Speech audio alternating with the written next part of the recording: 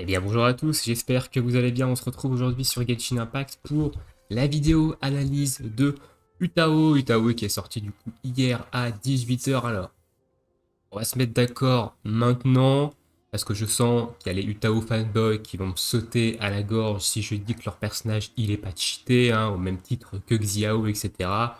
Pour descendre sur Terre, ou être objectif un petit peu sur les persos.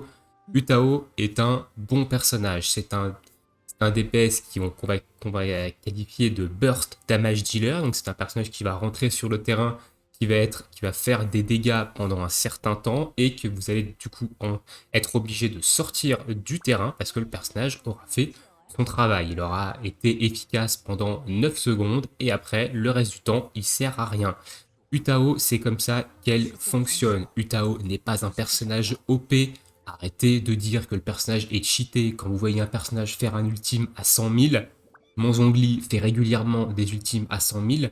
C'est pas pour autant que c'est un personnage complètement OP en termes de DPS. Voilà, il faut remettre les choses dans son contexte, hein. Utao n'est pas un personnage cheaté. C'est un très bon perso, c'est un très bon burst damage dealer, donc, mais ce n'est pas un personnage OP. Hein. Voilà, si à chaque fois que vous voyez un 100k, vous dites que le perso est OP, 95% des persos du jeu sont OP. Hein. Donc voilà, il faut remettre aussi les choses dans son contexte. Maintenant, on va aller analyser le perso. Du coup, Utao, on va aller dans son test. Alors son test, je l'ai même pas fait, hein. Moi, je viens de me connecter ce matin. Voilà, je l'ai même pas fait. Mais j'ai vu, hein, des vidéos, etc. J'ai même vu une vidéo où vous voyez une Utao qui fait du 1 million. Alors les vidéos dans ce genre-là également, faites-y très attention. Le mec qui fait 1 million, il a une Utao boostée aux hormones, hein. Il est sur du C6, il a des artefacts de ouf. Et en plus de ça, il est sur l'étage 7 des abysses. L'étage 7 des abysses donne des gros bonus de dégâts, notamment au niveau des dégâts des coups critiques. La plupart des vidéos, vous voyez des persos claquer des gros chiffres, c'est en général en abyss 7. Donc déjà, il tape sur des ennemis qui sont beaucoup plus faibles que lui, donc il a un net avantage. En plus de ça, bah, il va utiliser la réaction élémentaire fonte, hein, qui va faire dégâts x2. Et derrière, il a de très gros bonus de dégâts, donc faites attention à ce genre de vidéo également. Le test est également très bien fait pour vous vendre le personnage, hein, tout comme l'était le test de Xiao. Faites attention également à ce test-là.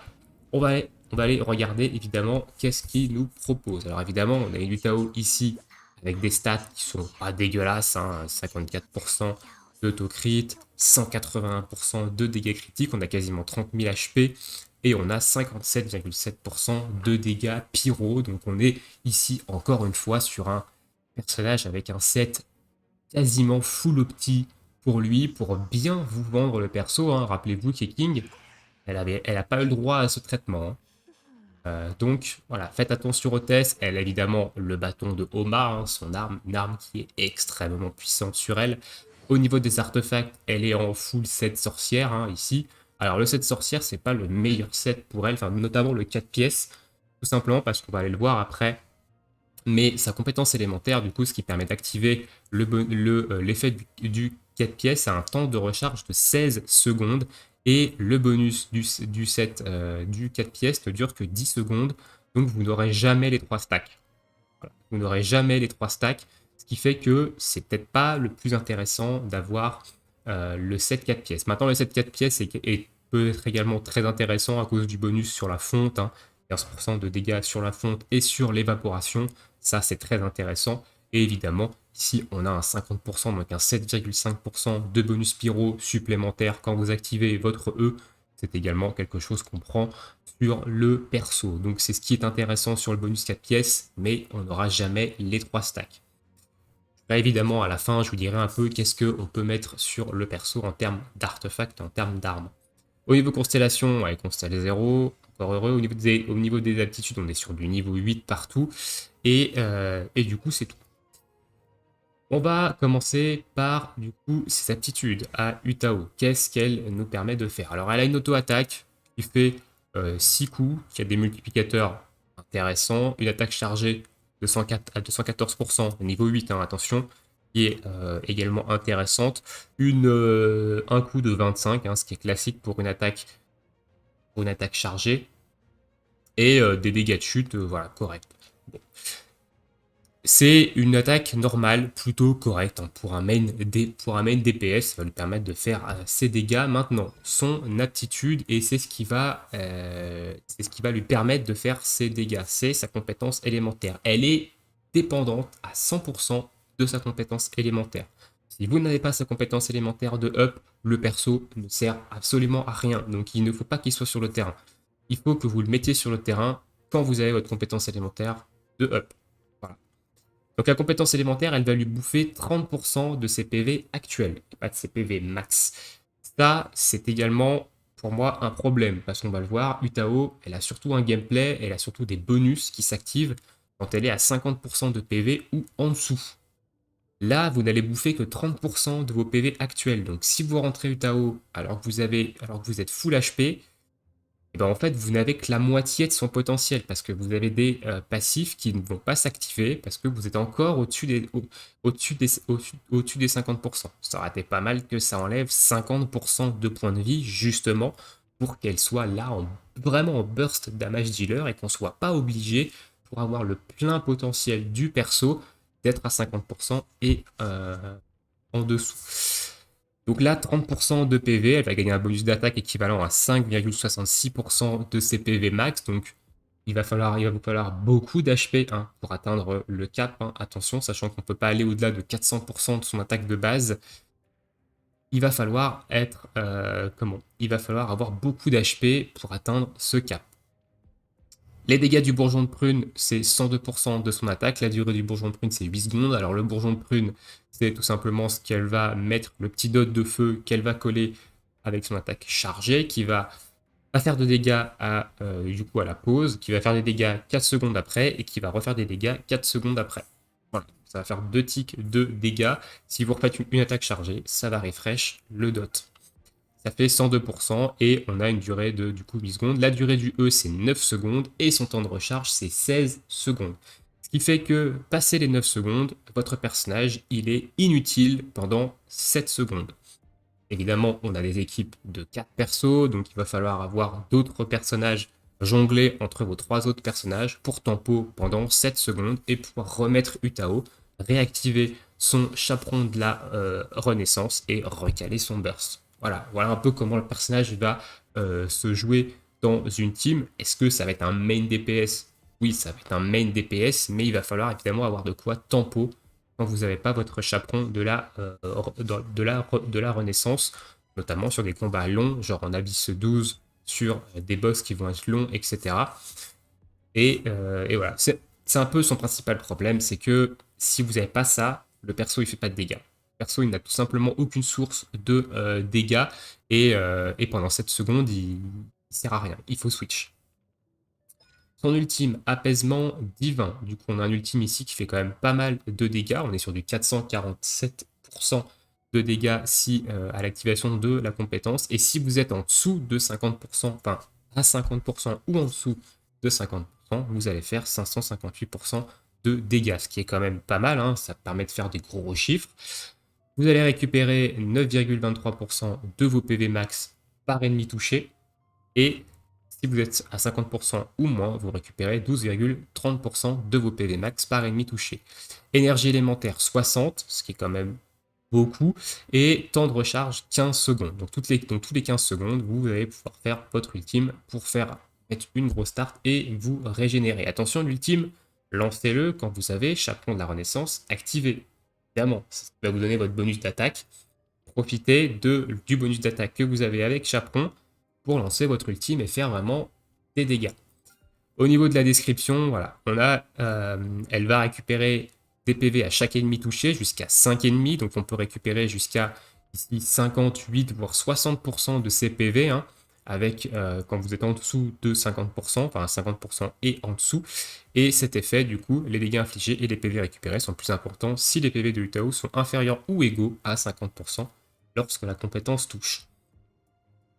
Ensuite, Chrysalide. Ici, on va avoir un passif qui va être intéressant également sur le personnage au vu de son gameplay. Donc le taux de critique de tous les personnages de l'équipe, à l'exception de Utao, augmente de 12% pendant 8 secondes lorsque l'état Paramita Papilio conféré par Chaperon de la Renaissance prend fin. À savoir que quand vous switchez Utao, l'état Paramita Papilio prend immédiatement fin. Voilà. Donc ça, c'est intéressant parce qu'elle donne un buff de critique à tous les personnages de l'équipe pendant 8 secondes. Donc soit le temps à peu près, vu que c'est 7 secondes, soit le temps pendant lequel le personnage va pas être ouf, voilà, va pas pouvoir faire des dégâts, va pas pouvoir sortir ses dégâts plutôt. Donc c'est intéressant. Si vous jouez avec un second DPS dans votre équipe, vous allez pouvoir évidemment avoir un bonus de critique de 12%, ce qui est pas mal le temps que votre compétence élémentaire de Utao, donc le chaperon de la Renaissance, se recharge. Donc ça c'est intéressant, ça va bien avec son kit, ça va bien avec son gameplay.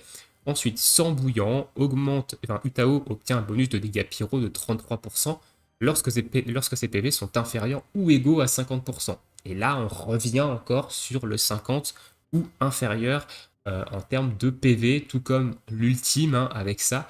Mais le chaperon ne vous enlève que 30% de vos PV actuels. Donc si vous êtes full HP, et bah là, le deuxième effet de votre ultime s'active pas. Et cet effet-là, qui augmente de 33% vos dégâts pyro, ce qui est énorme, ne s'active pas. Pour moi, c'est le problème du perso. C'est le fait que pour passer à 50% ou moins, il va soit vous falloir lancer 2 fois la compétence élémentaire sans la soigner entre les deux, soit prendre des coups. Soit prendre des coups avant de claquer votre chaperon de la Renaissance. Et bah, du coup, ça peut être risqué parce que vous pouvez prendre des gros starts, notamment en Abyss 12 par exemple, avec les Géosaures qui sont capables de mettre de très très gros dégâts. Et bah, vous risquez de prendre des tartes. Et si vous descendez vous-même vos PV, ça la rend moins tanky. Et du coup, vous pouvez prendre des gros starts. Alors, même si elle a un pool d'HP très gros, ce qui est plutôt confortable. Voilà. Pour moi, le problème du perso, c'est que ses gros bonus s'activent quand elle a 50% ou moins d'HP et elle n'a aucun moyen de descendre d'elle-même rapidement à ce stade-là, vu que Chaperon de la Renaissance ne vous bouffe que 30% de vos PV actuels. Donc, quand vous rentrez full vie, bah, vous n'avez pas ce deuxième passif et vous n'avez pas ce passif-là. Donc vous perdez ici 33% de dégâts pyro. Donc c'est dommage. Honnêtement, c'est dommage parce que le kit en lui-même était intéressant. Le premier passif allait très bien avec son kit. Le fait qu'elle donne un boost à l'équipe quand elle est en stand-by, le temps que Chaperon de la Renaissance se recharge. Et voilà. Mais ça, c'est ce 50% ou inférieur qui, pour moi, qui gâche un petit peu tout. Ensuite, le dernier passif, 18% de chance d'obtenir un plat suspect supplémentaire du même type lorsque vous cuisinez un plat parfait. Ok, pour ça, c'est un peu comme le Xianling, je crois, un peu le même effet, mais voilà. Donc, honnêtement, au niveau de ses compétences, elle a un kit intéressant, mais le problème, c'est les 50% ou moins de points de vie, car elle n'a aucun moyen d'elle-même de descendre rapidement à 50% ou en dessous, étant donné que Chaperon ne vous bouffe que 30% de vos PV actuels. On va aller voir un petit peu ces constellations maintenant et on ira faire le test pour voir un petit peu les dégâts qu'elle produit et derrière je vous dirai un peu quelles sont les armes intéressantes, quels sont les builds d'artefacts qui peuvent être intéressants sur elle. Du coup, constellation 1, bouquet écarlate, les attaques chargées de Utao ne consomment pas d'endurance tant qu'elle se trouve dans l'état Paramita Papilio conféré par Chaperon de la Renaissance. Le C1 est intéressant, ça vous permet de pouvoir faire des attaques chargées sans coup et de garder votre endurance pour esquiver, par exemple. Donc un C1 plutôt intéressant, étant donné que les attaques chargées, vous allez en faire quand même quelques-unes pour poser justement le petit dot de feu. Le C2, sombre hospice, donc bourgeon de prune, le dot inflige un bonus de dégâts équivalent à 10% des PV max de Utao lorsqu'elle bénéficie de l'effet. Apaisement divin applique de plus l'effet bourgeonnement de prune, bourgeon de prune lorsqu'il touche. Donc ça, le C2, il est plutôt fort. Parce qu'on sait qu'Utao, elle a beaucoup de PV max, donc un bonus de dégâts équivalent à 10% de ses PV max, c'est quand même beaucoup. Et en plus de ça, vous allez appliquer votre bourgeon de prune avec votre ultime. Donc En général, l'ultime, c'est ce que vous allez faire à la fin, avant de quitter, avant de rentrer Utao sur le banc et de sortir les autres persos. Donc ce qui fait que vous terminez par un ultime, et pendant 8 secondes, vous allez avoir 2 tics, 2 bourgeons de prune qui vont faire pas mal de dégâts, hein, parce que les 10% des PV max, c'est quand même beaucoup. Et du coup, voilà, ça va permettre de faire des dégâts en plus pendant 8 secondes, donc le temps, tout simplement, de récupérer la compétence élémentaire de Utao. Donc un très bon C2 ici. Le C3, c'est l'augmentation de dégâts sur la compétence élémentaire. Le C4, jardin du repos éternel. Donc lorsqu'un ennemi est affecté par bourgeon de prune et vaincu, donc quand vous tuez quelqu'un qui avait le bourgeon de prune sur lui, le taux de critique de tous les personnages de l'équipe proche, à l'exception de Utao, augmente de 12% pendant 15 secondes. Bon. Elle a déjà un bonus de coup critique quand elle se replie, évidemment, ou quand sa compétence élémentaire prend fin sur toute l'équipe, sauf elle. Elle a un nouveau bonus d'autocrit sur l'équipe. Donc, personnage de l'équipe proche, ça s'applique également en multijoueur, je pense, du coup, quand on bute quelqu'un qui a le bourgeon de prune encore actif sur le 12% de crit pendant 15 secondes. Honnêtement, c'est pas dégueulasse, mais là, c'est plus du support. Donc, le C4, c'est intéressant, mais parce que ça va vous donner encore plus de crit sur vos autres persos, notamment si vous avez un second main DPS, hein, ici avec les 24% d'autocrit. Donc c'est plutôt intéressant, mais pas non plus une constellation incroyable, car ici c'est plus du support. Le C5, du coup, c'est l'augmentation de niveau de compétence sur l'ultime, et le C6, envol du papillon. Lorsque les PV de Utao passent sous le seuil de 25%, ou lorsqu'elle subit assez de dégâts pour être vaincue, Utao n'est pas vaincue cette fois-ci. Donc là, elle a un elle a une résistance au chaos, on appelle ça.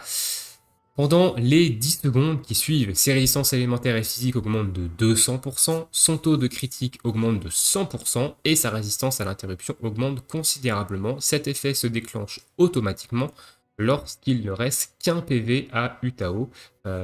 Cet effet peut être déclenché une fois toutes les 60 secondes. Bon, alors, c'est pas non plus un C6 incroyable. Attention, il y en a qui vont dire, ouais, elle va faire 100% de crit et tout, machin. Ouais, bon, elle va faire 100% de crit, étant donné que si vous buildez bien votre Utao, des critiques, elle va en faire souvent. Là, ce qui est intéressant, c'est que ça va vous permettre d'avoir un énorme burst de dégâts au moment où vous êtes en dessous de 25% de PV ou au moment où vous allez être vaincu. Ce qui fait que vous allez pouvoir résister à une attaque qui vous met KO. Voilà. Donc ça, c'est plutôt intéressant et ça va vous permettre d'avoir un énorme burst de dégâts. Maintenant, est-ce que c'est incroyable? Non, ce n'est pas non plus incroyable. C'est un très bon C6. De toute façon, les C6 en général des personnages 5 étoiles sont excellents ici. Et ici, ça va plutôt bien avec son kit. Et voilà, ça va lui permettre de faire d'énormes dégâts pendant un laps de temps ici, donc pendant 10 secondes, au lieu d'être mis KO. Ça peut vous sauver la vie, comme pas du tout. Voilà. Mais c'est pas non plus le C6 incroyable, ultra cheaté, comme j'ai pu voir sur, certains Discord et autres, mais c'est un très bon C6. Voilà, c'est un très très bon C6. Voilà pour les constellations et les aptitudes du perso. On va aller faire le test maintenant, histoire de... Alors c'est marrant parce qu'ils n'ont pas mis d'équipe avec, donc elle est solo. Ok. Donc là, évidemment, on a des blobs cryo. Donc on va taper fonte, on va faire dégâts x2. On active ça, on fait l'attaque chargée. Voilà, on a fait quand même pas mal de dégâts. On voit ici qu'on fait du 15 000 en fonte, ce qui est plutôt intéressant. Hein. Les dégâts ici sont plutôt corrects. Voilà, là on n'a plus l'effet du E. Et on voit que niveau dégâts, c'est quand même moulasson. Hein. 1300 en crit, c'est pas ouf. On va réactiver ça et on va faire l'ultime. Voilà, donc là on a fait 110 000, on était à 50% ou moins d'HP. Donc on avait tous les bonus d'activer. Évidemment, c'est pour ça qu'on a fait un gros chiffre. Maintenant, on va faire l'ultime quand on va avoir pas 50% d'HP. Donc là, on n'est pas sous 50% d'HP. Voilà, et on voit qu'on fait du 69 000. Pas la même ici. Alors faites pas attention, on récupère l'ultime très très vite. Hein. Évidemment, on est dans le test. On bute beaucoup d'ennemis, donc on récupère beaucoup de particules élémentaires. Hop. On va faire l'ultime. Voilà. Et les dégâts sont bons. Honnêtement, les dégâts sont bons. Et elle a plutôt un bon rôle de main DPS, burst DPS surtout. Évidemment, elle est capable de faire de très bons dégâts, son ultime peut faire de très bons dégâts, etc. Ici, on frappe la plupart du temps en fonte, hein, donc évidemment, on est sur une réaction élémentaire qui va faire dégâts x2. Attention, il faut bien prendre ça en compte, vous n'allez pas toujours taper en fonte. Hein. On voit que quand on tapait sur les Botocolinus, on faisait du 6000 en critique. 6000 en critique sur une auto-attaque, avec les stats qu'elle a, c'est pas incroyable. Hein. On active ça, on passe à 3000 d'attaque. Donc c'est pas mal, à savoir évidemment qu'on a l'arme du Tao, hein, évidemment, donc on a le bâton d'Oma, qui va nous donner des bonus d'attaque en fonction de nos HP max et qui va nous augmenter nos HP. On n'a pas cette deuxième partie également qui est à 50% ou moins, donc ça fait troisième chose qui s'active quand on est à 50% ou moins, si vous avez cette arme-là. Donc là on a 3000 d'attaque. Pour 3000, honnêtement, pour 3000 d'attaque, avec 65% dégâts pyro, 181% de dégâts crit, 54% d'autocrit, faire du 6000 en critique sur les Brutocolinus, c'est pas incroyable. C'est pas ouf. Honnêtement, c'est pas ouf. Hein. Et même du 15 000 en fonte, c'est pas extraordinaire. Donc voilà, c'est un bon perso, c'est un très bon perso. Hein. Il va bien remplir son rôle de burst damage DPS, mais c'est pas un perso incroyable, évidemment. Son ultime, on a mis un 110 000, on était en fonte évidemment, dégâts x2, donc c'est tout à fait normal, hein, c'est des dégâts plutôt classiques pour un personnage pyro, hein, donc on a des dilus qui font la même chose, hein, vous pouvez même voir des Bennett qui font pareil, donc c'est pas non plus, voilà, c'est normal, c'est pas incroyable et c'est pas non plus ultra cheaté comme j'ai pu le lire. Maintenant, on va parler un petit peu de ses builds, évidemment, après avoir vu les dégâts qu'elle est capable de proposer, qui sont bons. Au niveau des armes, évidemment, vous allez avoir le bâton de Oma. Alors, on va sortir du test. Hein. Bon, là, j'ai commencé le test, on peut le faire rapidement. J'avais pas évidemment mes compétences. Vous voyez, hein, c'est pas ouf. Hein. Quand elle a pas son E d'activer, c'est vraiment pas ouf. Hein. Hop, on va activer ça. Voilà. Donc là, on fait de la fonte. On est sur du 15 000 en fonte. Hop, ultime, on est à moins de 50% d'HP. On fait des gros chiffres. C'est cool. L'animation d'esquive est plutôt intéressante d'ailleurs. Hop, elle est plutôt stylée.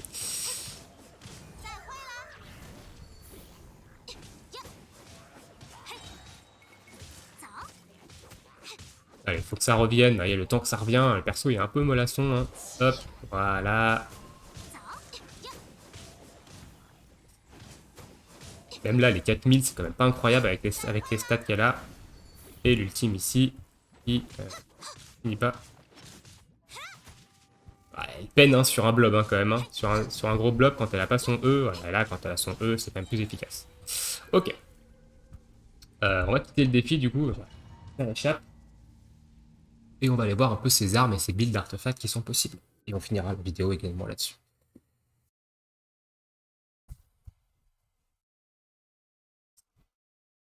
Allez, le jeu.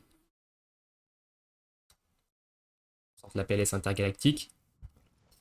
Du coup, on est parti dans les archives. On va aller voir un petit peu les armes et les artefacts qui vont être intéressants sur elle. Alors, en armes, évidemment, on a le bâton d'Oma. Hein. Le bâton d'Oma, c'est l'arme, un peu la meilleure arme pour elle. C'est un très très bon bâton. Si vous l'avez, mettez-lui, ça, il n'y a pas de problème. Si vous avez la berge de la voûte d'azur ou la lance de jade, c'est également très bon. Hein. Si vous n'avez pas le bâton d'Oma, c'est très bon. Maintenant, en termes de lance 4 étoiles. En lance 4 étoiles, on va avoir la lance de roche noire, qui va être très intéressant. Elle fait partie du shop à l'heure actuelle. Si vous avez de quoi l'acheter, c'est une très très bonne lance, un très très bon équivalent, enfin un remplaçant au bâton d'Omak. Ça va donner du dégât critique également en stade principal. Le Sion de la victoire, la lance du Battle Pass, est également très intéressante si vous l'avez raffinée. La lance du coup d'Emile Elite, qui est actuellement dans la bannière d'armes, est également très bien sur Utao, à condition de la jouer dans une team avec des personnages de Liu. Attention. Et en dernière arme, on va avoir le pic de croissant de lune. Alors le pic de croissant de lune, malheureusement, il donne des dégâts physiques en substat, mais il a une attaque de base qui est assez haute. Donc ce qui est plutôt intéressant pour le personnage. Donc là, euh, donc c'est surtout pour ça qu'on va le prendre, pour son attaque de base, parce que les dégâts physiques, vous en ferez quasiment jamais avec Utao. Donc c'est surtout pour ça, ça c'est vraiment dernier recours si vous avez aucune autre arme, c'est-à-dire pas l'arme du Battle Pass, pas la lance des Myélites parce que vous ne savez pas invoquer sur la bannière d'armes, que vous ne pouvez pas acheter la lance de roche noire actuellement dans le shop, et que vous n'avez pas l'une des 3 armes 5 étoiles. Donc voilà au niveau des armes. Au niveau des artefacts, alors au niveau des artefacts, elle n'est pas trop compliquée à builder, Utao. Vous allez avoir un marcheur du feu qui peut être intéressant pour le fait d'augmenter les dégâts de 35% sur les cibles affectées par pyro. Étant donné que vous allez frapper pyro la plupart du temps, vous allez mettre l'état pyro sur la plupart des ennemis, donc vous pouvez avoir un 35% de dégâts supplémentaires en plus, quasiment constant. Ça, c'est intéressant. Le 4 pièces, du coup, marcheur. Hein. Le 2 pièces, il sert à rien. Résistance, résistance pyro 40%, c'est surtout pour le 4 pièces. Ensuite, on va avoir évidemment le set de la sorcière, hein, comme vous avez pu le voir dans le set de la sorcière, comme vous avez pu le voir dans le test, hein, qui peut être intéressant, mais vous n'aurez jamais les 3 stacks, malheureusement, mais le reste est très intéressant dessus. Vous pouvez la jouer en 4 pièces noblesse, si vous avez envie de jouer une espèce d'Utao burst support, c'est-à-dire que vous allez la faire rentrer sur le terrain, vous allez activer son E, faire ses petits dégâts, vous allez terminer par un ultime et vous allez la switcher. Ce qui fait que vous allez booster le reste de votre équipe en attaque de 20% pendant 12 secondes et on a également le bonus de critique dans ses passifs de 12% pendant 8 secondes. Donc vous allez donner du taux crit et de l'attaque à votre équipe si vous jouez avec un second DPS par exemple. Ça peut être intéressant, vous pouvez la jouer en full noblesse. Vous pouvez la jouer en météore inversé, bien entendu en 4 pièces météore inversé. Si vous voulez jouer avec un Zhongli par exemple, ça peut être très fort, hein, 40% de dégâts sur vos attaques normales et chargées, étant donné que c'est quasiment ce qu'elle va faire tout le temps. Ça peut être vraiment intéressant. Et vous avez aussi le 4 pièces gladiateur. Pour terminer, vous pouvez jouer en 4 pièces glad avec des 18% d'attaque et des 33% de dégâts sur les attaques normales. Ici, par contre, c'est que les attaques normales. Étant donné qu'on va de temps en temps faire des attaques chargées avec Utao, préférez plutôt un météore inversé plutôt qu'un set glad si vous voulez ce genre de bonus.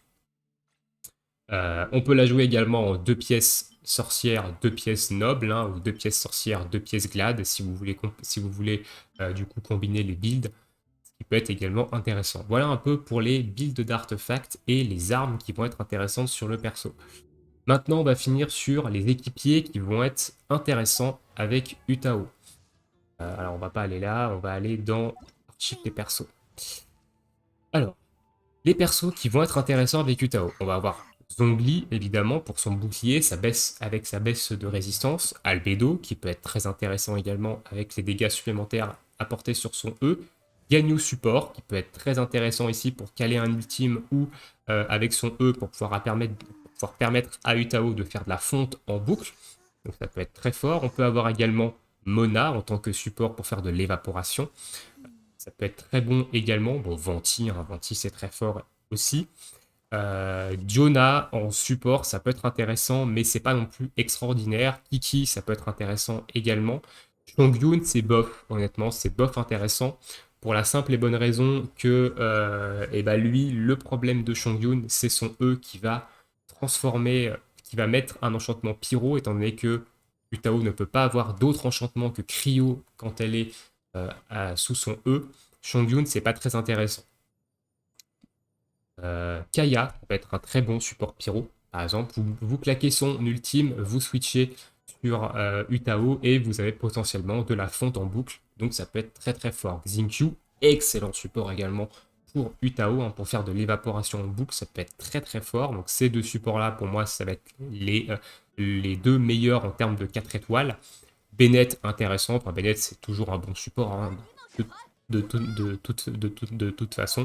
Et voilà à peu près ce que je peux vous dire en termes de bons supports. Barbara, ça peut être intéressant, mais le problème de Barbara, c'est qu'elle va soigner ça va soigner Utao sur la durée. Et Utao, on va essayer d'avoir 50% ou moins d'HP pour délivrer tout son potentiel, quoi.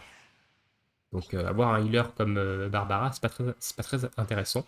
Mais moi, je mettrais combo soit Xingqiu, soit Kaya en fonction de votre préférence. En soigneur, évidemment, on va pouvoir avoir Bennett ici, même si elle n'a pas trop besoin de soigneur. grâce à son ultime. Et sinon, en 5 étoiles, Ganyu, Albedo, Zhongli, c'est très fort. Venti également, c'est très fort. Mona ou Kiki. Voilà. Voilà ce que je peux vous dire un peu en termes de construction d'équipe, en termes d'artefacts, d'armes pour Utao. Et au niveau des stats des artefacts, on va surtout aller chercher HP, dégâts pyro sur la coupe, taux crit ou dégâts critiques sur la couronne, HP sur le sablier et en substat, évidemment, taux crit, HP et dégâts critiques.